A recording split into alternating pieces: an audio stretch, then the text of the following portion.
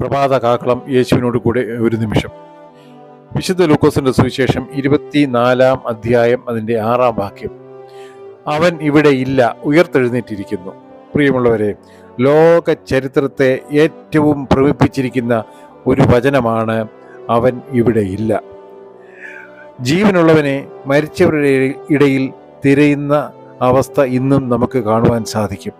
യേശു കർത്താവ് മരണത്തെയും പാതാളത്തെയും തോൽപ്പിച്ച് മരണത്തിൻ്റെയും പാതാളത്തിൻ്റെയും താക്കോൽ പിശാചിൻ്റെ കയ്യിൽ നിന്നും ലൂസിഫറിൻ്റെ കയ്യിൽ നിന്നും തിരികെ വാങ്ങി അത് സ്വന്തം കയ്യിൽ ആക്കിയിരിക്കുന്നു.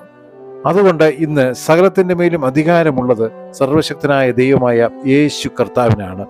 യേശു കർത്താവിനെ ചിലർ ശരീരം അന്വേഷിച്ച് ആ കല്ലറയ്ക്കൽ ചെന്നപ്പോൾ യേശുവിൻ്റെ ശരീരം കണ്ടില്ല, അവർ ഭ്രമിച്ചുപോയി. അപ്പോഴാണ് ഒരു ദൂതൻ വന്നവരോട് പറയുന്നത്, അവൻ ഇവിടെ ഇല്ല. ലോകത്തിന് മുഴുവൻ പ്രത്യാശ നൽകിക്കൊണ്ട് ഇന്ന് മുഴങ്ങിക്കേൾക്കുന്ന വാക്കാണ് അവൻ ഇവിടെ ഇല്ല.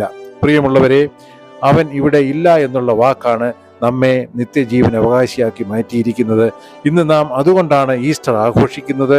അതുകൊണ്ടാണ് ഈ ഈസ്റ്റർ ആഘോഷിക്കുന്നത് ആണ്ടിൽ ഒരിക്കലായിട്ട് മാത്രമായിട്ട് ചുരുക്കാൻ പാടില്ല.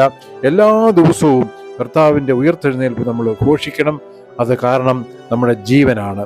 പ്രാർത്ഥിക്കാം. പ്രിയ കർത്താവെ, എല്ലാ ദിവസവും കർത്താവിൻ്റെ ഉയർത്തെഴുന്നേൽപ്പ് ഓർക്കുവാനും പ്രാർത്ഥിപ്പാനും ഞങ്ങളെ സഹായിക്കണമേ.